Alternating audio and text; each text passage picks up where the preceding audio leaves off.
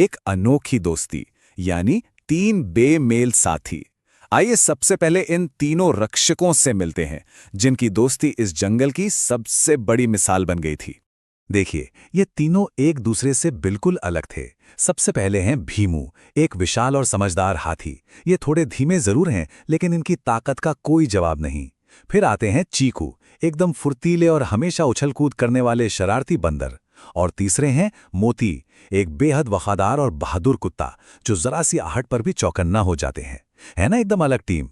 पर इनकी दोस्ती शुरू कैसे हुई? असल में एक दिन चीकू नदी में गिर गया था और उसे तैरना बिल्कुल नहीं आता था। तब भीमू ने अपनी लंबी सूंड से तुरंत उसकी जान बचाई। वहीं पर एक भटका हुआ अकेला कुत्ता मोती भी आ गया और उसने इनकी तरफ दोस्ती का हाथ बढ़ाया। उस वक्त भीमू ने एक ऐसी बात कही जो हमेशा याद रखने लायक है, कि दोस्ती मांगने से नहीं, निभाने से मिलती है। बस वही दिन था जब इस बेमेल टिकड़ी की एक अटूट दोस्ती की शुरुआत हुई। आगे बढ़ते हैं हमारे अगले पड़ाव की तरफ, जादुई सुनहरी घंटी या साहसिक यात्रा का बुलावा। रोज की तरह इनका खेलकूद चल ही रहा था कि उनके सामने एक ऐसा पल आया जिसने सब कुछ हमेशा के लिए बदल कर रख दिया। जंगल के बीचों बीच उन्हें मिट्टी में दबी एक पुरानी सुनहरी घंटी मिली।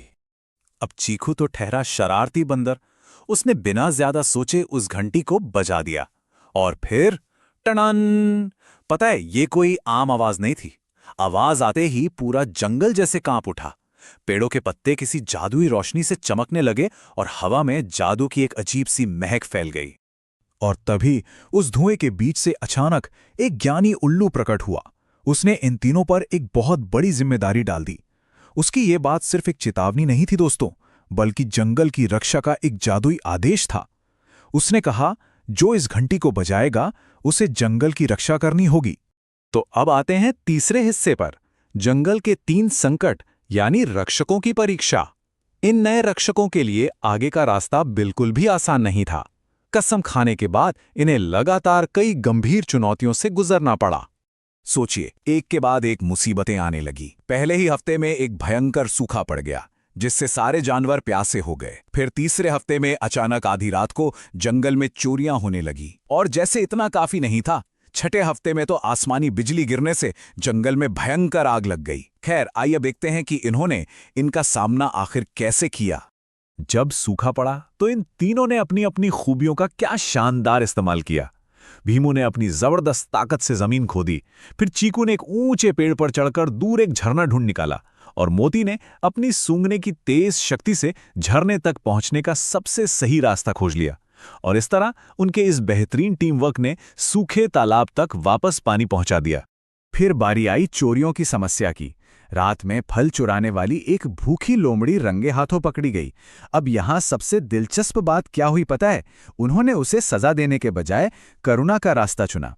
उन्होंने उस लोमड़ी को समझाया कि देखो, चोरी करने से केवल विश्वास टूटता है, लेकिन अगर जरूरत पड़ने पर मदद मांगी जाए ना, तो हमेशा करुणा और साथ मिलता है। इस अनोखी सीख ने उस लोमड़ी को हमेशा के लिए एक अच्छी दोस्त बना दिया। लेकिन सबसे भयानक खतरा तब आया जब आग लगी। उस अफरा तफरी में भी उनका तालमेल काबिले तारीफ था। चीकू ने पेड़ों के ऊपर से रास्ता बताकर जानवरों को सुरक्षित नदी की तरफ भेजा। मोती ने अपनी समझदारी से छोटे जीवों को रास्ता दिखाया और बचाया। और भीमू, उसने नदी से पानी भर भर कर अपनी विशाल सूंड से आग पर काबू पाया। सच में, जब अलग अलग क्षमताएं एक साथ काम करती हैं, तो बड़ी से बड़ी तबाही को भी रोका जा सकता है। आइए अब चौथे खंड पर चलते हैं, वफादारी की परीक्षा यानी मोती की दुविधा। प्राकृतिक आपदाओं से तो वे आसानी से निपट लिए, लेकिन उनकी असली परीक्षा तब शुरू हुई जब भावनाएं बीच में आ गईं। एक दिन गांव के कुछ लोग जंगल में आए और उन्होंने मोती को पहचान लिया। ये वाकई एक बहुत ही भावुक पल था। मोती उदास था। वो अपने जंगल के दोस्तों को छोड़ना नहीं चाहता था, लेकिन गांव वाले उसे घर ले जाना चाहते थे। तब चीकू ने रोते हुए एक दिल छू लेने वाली बात कही, दोस्ती पकड़कर रखने का नाम नहीं, खुशी देने का नाम है। इसके बाद मोती ने एक बहुत ही बढ़िया बीच का रास्ता निकाला।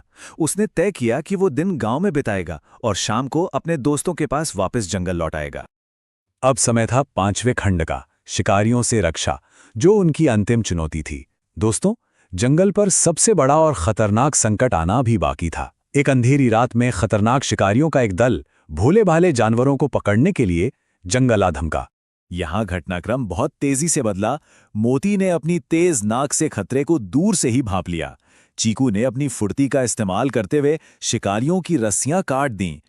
भीमू ने ऐसी जोर की चिंगाड़ मारी कि पूरा जंगल जाग उठा। और सबसे खास बात, मोती भागकर गांव गया और अपने गांव वाले दोस्तों को बुला लाया, जो मशाले लेकर आए और शिकारियों को खदेड़ दिया। उस रात जंगल और इंसानी दुनिया के बीच बने इस अनोखे पुल ने सबको बचा लिया। और अब हम आते हैं अपने आखिरी और सबसे खूबसूरत पड़ाव पर, सच्ची दोस्ती का इनाम या जादू की वापसी। इस भारी उथल-पुथल के बाद आखिरकार जंगल शांत हुआ। अब सब पूरी तरह सुरक्षित था और तब अचानक वही जादुई सुनहरी घंटी आसमान में गूंजते हुए अपने आप बजने लगी। चलिए देखते हैं कि ये कैसे एक खूबसूरत अंजाम तक पहुंचता है। जंगल के जादू ने इन तीनों दोस्तों को उनकी अनोखी खूबियों के अनुसार इनाम दिए। भीमू को मिला बल का फूल, चीकू को चतुराई का फूल और मोती को मिला निष्ठा यानी वफादारी का फूल। यह उनकी अपनी अपनी ताकतों का एक जादुई सम्मान था।